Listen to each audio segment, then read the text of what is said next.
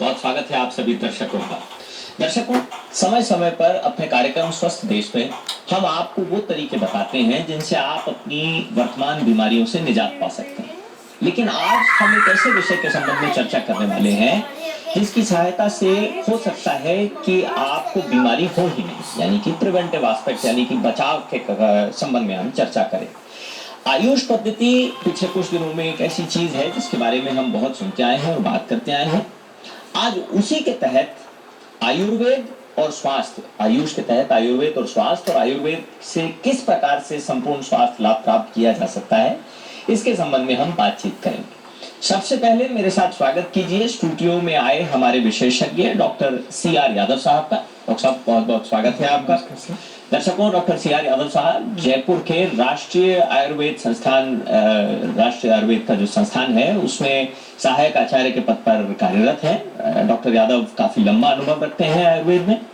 इनसे चर्चा करेंगे कि आयुर्वेद स्वास्थ्य के लिए किस प्रकार कारगर है और क्या करना चाहिए एक सामान्य जीवन जीने के लिए, क्या नहीं। डॉक्टर साहब, पुनः स्वागत है। और चर्चा आरंभ करें इससे पहले आपसे एक बहुत ही साधारण सा सवाल पूछना चाहेंगे जो कि हमारे दर्शकों की आवश्यकता के लिए बहुत जरूरी है। डॉक्टर साहब, दरअसल संपूर्ण स्वास्थ्य किसे कहते हैं? मैं कब कह सकता हूं कि कोई व्यक्ति विशेष या मैं स्वयं संपूर्ण रूप से स्वस्थ हूं? संपूर्ण स्वास्थ्य की जो संकल्पना है या परिकल्पना है उसी को स्थापित करने के लिए जी आयुष विभाग, और जैसे आपने बताया कि इसके अंदर आयुर्वेद, यूनानी, जी सिद्धा जी और ये सारी पद्धतियां काम करती हैं। हाँ। संपूर्ण स्वास्थ्य की जब बात आती है तो उस तरीके से नहीं होता है कि मेरे को कोई बीमारी नहीं है अच्छा, तो उसको हम संपूर्ण स्वास्थ्य कहेंगे। संपूर्ण स्वास्थ्य का मतलब है मैं शारीरिक रूप से, जी मानसिक रूप से जी और मैं आध्यात्मिक रूप से अगर स्वस्थ अनुभव करता हूँ हाँ। तब जाकर के संपूर्ण स्वास्थ्य की परिकल्पना होती है जी और उसी को एस्टेब्लिश करने के लिए आयुर्वेद का एक बहुत इम्पोर्टेंट रोल हो जाता है। जी। तो दर्शकों, आपने पहले ही सवाल के जवाब में कितना रोचक उत्तर सुना और जो कि हमारे जीवन के बहुत करीब है, लेकिन हम जिस पर अक्सर ध्यान नहीं दे पाते हैं। डॉक्टर साहब ने फरमाया कि केवल शारीरिक रूप से स्वस्थ होना ही संपूर्ण स्वास्थ्य नहीं है। आप मन से और आध्यात्मिक रूप से, यानी कि आत्मा की तरफ से आप पूरी तरह से शांत हो, आपका स्वास्थ्य अच्छा हो, उसको संपूर्ण स्वास्थ्य कहते हैं। चर्चा जारी रखते हैं और डॉक्टर साहब से ये जानते हैं कि आयुर्वेद संपूर्ण स्वास्थ्य को प्राप्त करने में किस प्रकार से कारगर है। डॉक्टर साहब, इसमें दो तरीके की बातें हैं। आयुर्वेद का अगर जैसे कोई भी शास्त्र बना उसका एक प्रयोजन होता है कि ये क्यों आना चाहिए सिस्टम में और ये किस तरीके से काम करता है। आयुर्वेद की अगर मैं बात करूं तो वहां पे लिखा है सबसे पहले कि सबसे पहला जो मेन इंपॉर्टेंट है स्वस्थ से स्वास्थ्य रक्षण, यानी कि प्रिवेंटिव एस्पेक्ट पे सबसे ज्यादा जोर देता है। उसके बाद आयुर्वेद क्यूरेटिव एस्पेक्ट की बात करता है। अब बात आई है प्रिवेंशन की, तो कि किस तरीके से मैं प्रिवेंटिव एस्पेक्ट में जाऊँ, तो उसमें हमारे यहाँ 3-4 चीजें बताई हैं कि आपका रूटीन कैसा होना चाहिए, यानी कि जो आहार विहार आप लेते हैं वो कैसा होना चाहिए, आपके विचार कैसे होने चाहिए, यानी कि आपका जो सोशल अपीयरेंस है जिसको सद्व्रत नाम से एक करके बताया गया है, यानी सोच किस तरीके सोच आपकी किस तरीके की होनी चाहिए। रूटीन में भी अगर बात करूं तो आयुर्वेद में इतना फाइन डिफाइन किया गया है कि आपकी दिनचर्या कैसे होनी चाहिए, यानी कि मेरी डेली रूटीन किस तरीके की होनी चाहिए, और मेरी सीजनल यानी कि ऋतु के अनुसार, अब गर्मी है फिर बरसात आएगी, उस तरीके से मेरी रूटीन क्या होनी चाहिए। इसमें भी दिन के हिसाब से व्यक्ति विशेष की ऐसा नहीं है कि मान लीजिए जैसे अभी बात चलती है कि आंवला रोज खाएं, आंवला कब खाएं, कितनी मात्रा में खाएं, ये भी एक इंडिविजुअल पे डिपेंड करता है। इंडिविजुअल का मतलब प्रकृति विशेष पे, हर आदमी की अपनी आइडेंटिटी होती है, उसके अकॉर्डिंग वो आंवले का प्रयोग, उसकी मात्रा वो निर्धारित की जाती है। वो सारा का सारा आपका आता है डेली रूटीन में। दूसरा मैंने बताया सीजनल, किस तरीके की गर्मी में है तो किस तरीके क्या करें। अब जैसे पहली बात मैं करूँ डेली रूटीन की, डेली रूटीन के अंदर क्या होता है कि आयुर्वेद में बताया कि आपको कब सोना चाहिए और कब जागना चाहिए।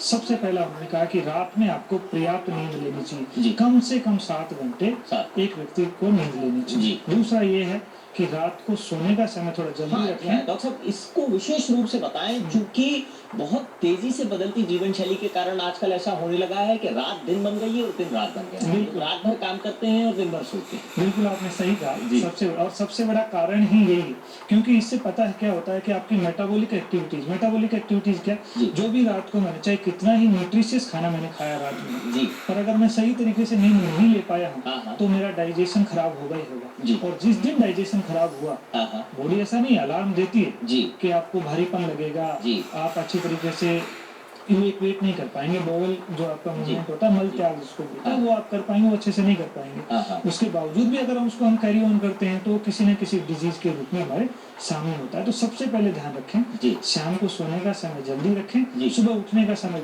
आयुर्वेद में तो बहुत अच्छा कहा है कि ब्रह्म मुहूर्ते उत्तिष्ठे, यानी कि उठने का समय निर्धारित कर दिया, ब्रह्म मुहूर्त में उठना चाहिए। अब एक ब्रह्म मुहूर्त का कहने का मतलब सूर्योदय के समय है? नहीं सर, वो उसमें भी एक बड़ा अच्छा कॉन्सेप्ट है। ब्रह्म मुहूर्त का मतलब है कि सूर्योदय के होने से 48 मिनट पहले। अच्छा, उतना स्पष्ट है, 48 मिनट पहले जी, कि आप उसको उन्होंने ब्रह्म मुहूर्त माना है। उस समय ही उठने का समय निर्धारित किया है। अच्छा, उस समय क्यों होता है कि देखो, अगर आप इन जनरल देखोगे तो पोल्यूशन फ्री होता है, तो आप बड़ी हेल्दी एयर इनहेल करते हैं, यानी कि ऑक्सीजन सैचुरेशन अच्छे से हो सकता है, पूरी दिन भर काम आता है। तो सबसे पहला उन्होंने कि आपको ब्रह्म मुहूर्त में उठना चाहिए जी, उससे बहुत बड़ा लाभ होता है। उसके बाद जितनी सारी आपकी दैनिक क्रियाएं हैं, यानी कि सबसे पहले ब्रह्म मुहूर्त में उठ करके आपको जल पीना।